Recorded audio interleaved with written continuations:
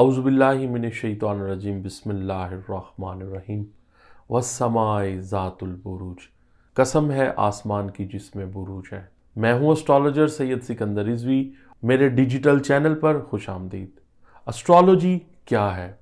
आज एक नए लेक्चर के साथ सातवां घर, आपके जायचे में जो सातवां घर है, आज इस पर इंशाल्लाह मैं लेक्चर दूंगा।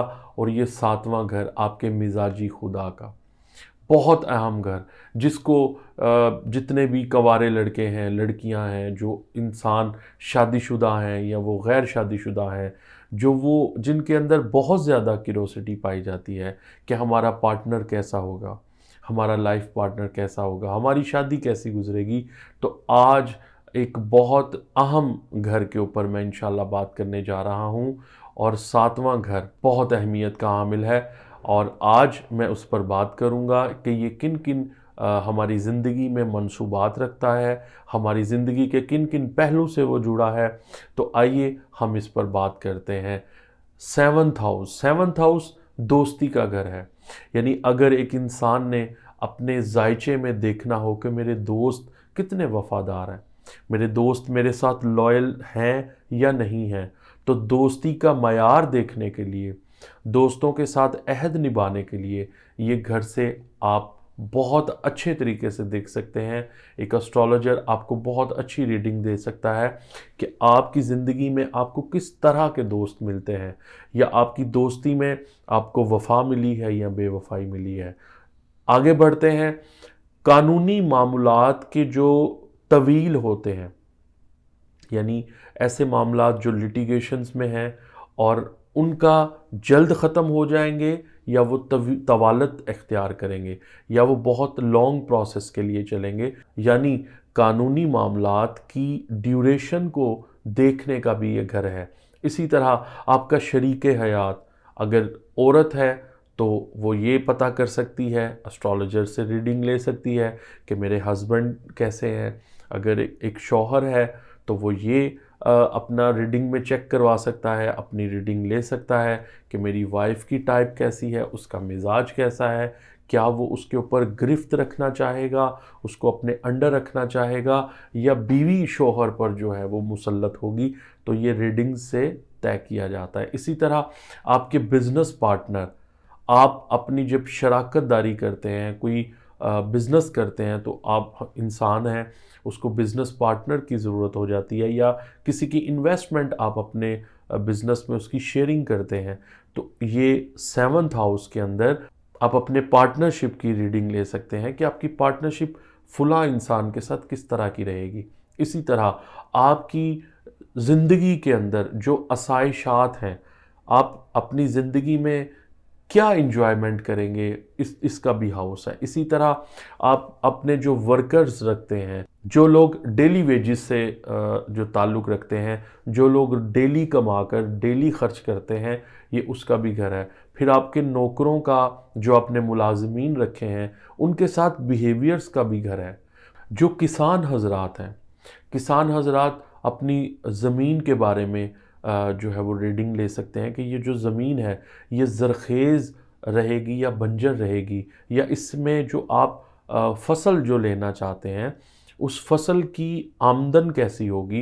ये सेवन्थ हाउस से रीडिंग ली जा सकती है। इसी तरह आपकी फ़ितरत, उसके बाद इंसान की बेताबी, यानी वो बेताब हो जाता है किसी भी चीज़ के लिए।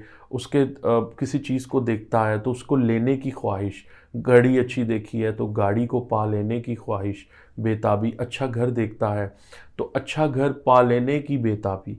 किसी भी चीज़ से जब इंसान अट्रैक्ट होता है, उससे बेताब रहता है, तो बेताबी को की हालत को देखने का भी ये घर है। इसी तरह आपका घूमना फिरना, आपका जो इंजॉयमेंट है वो भी इस घर से देखा जाता है। फिर सबसे बड़ी बात, आपका अखलाक। फिर चूँकि 12वां जो घर है, जो 12th हाउस है, उसके अंदर इमिग्रेशन से रिलेटेड जो चीज़ें हैं वो देखी जाती हैं। इस तरह 7th हाउस के अंदर बैरून मुल्क जाकर आप सस्टेन करोगे, आप कामयाब होगे। आपकी जो कुव्वत समत है, यानी जिस तरफ आप परवाज़ कर रहे हैं या जिस कंट्री में जा रहे हैं, क्या वो डायरेक्शनल स्ट्रेंथ में आपकी कंपैटिबिलिटी में आ रही है, यानी बैरून मुल्क जाकर वहाँ पर कामयाबी और नाकामी को भी देखा जाता है। उसके बाद इंसान की फितरत में प्यार है, मोहब्बत है, तो जो लोग रोमांटिक होते हैं और जो है लव अफेयर्स उनके बन जाते हैं, उनकी मनपसंद की शादी का, तो वो भी सेवन्थ हाउस से देखा जाता है। यानी आपकी जो लव मैरिज की सक्सेस जो है, उसकी कामयाबी जो है, लव मैरिज आपको सूट करेगी या नहीं करेगी, क्या लव मैरिज करके आपकी वो जो लाइफ है वो सस्टेन करेगी, सक्सेसफुल रहेगी।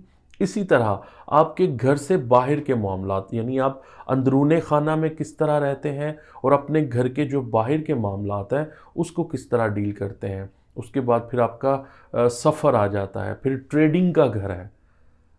आप जब भी तिजारत करते हैं, आप कोई भी चीज़ का इस्तेमाल करते हैं, आप जब तिजारत करते हैं तो तिजारत में आप कैसे रहेंगे। उसके बाद फिर आपकी वुसअत जो ज़र्फ़ी है, यानी आपके ज़र्फ़ का भी पता जो है वो सेवन्थ हाउस से लगता है।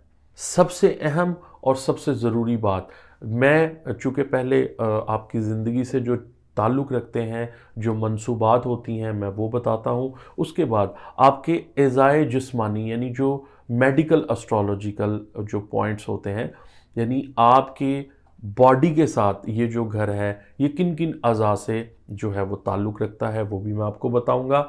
आपके पाँव का दर्द, उसके बाद आपका गाल ब्लैडर, आपके मिसाना की कंडीशन, फिर बड़ी आंत, उसके बाद फिर बड़ी आंत के जो निचला हिस्सा होता है, अंदरूनी हिस्सा होता है, यानी लोगों को बवासीर हो जाती है, जैसी मोहलक बीमारी लग जाती है, वो भी आप जायजा के 7वें घर से रीडिंग ले सकते हैं।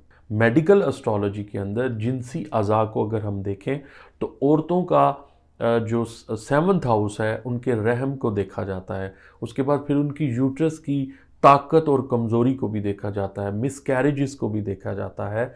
इसी तरह अगर हम मेंस की बात करते हैं और मर्दों की बात करते हैं, तो उनके जो औलाद के जरासीम हैं वो कितने ताकतवर हैं और कितने कमज़ोर हैं। इन तमाम चीज़ों को सेवन्थ हाउस से रीडिंग ली जा सकती है।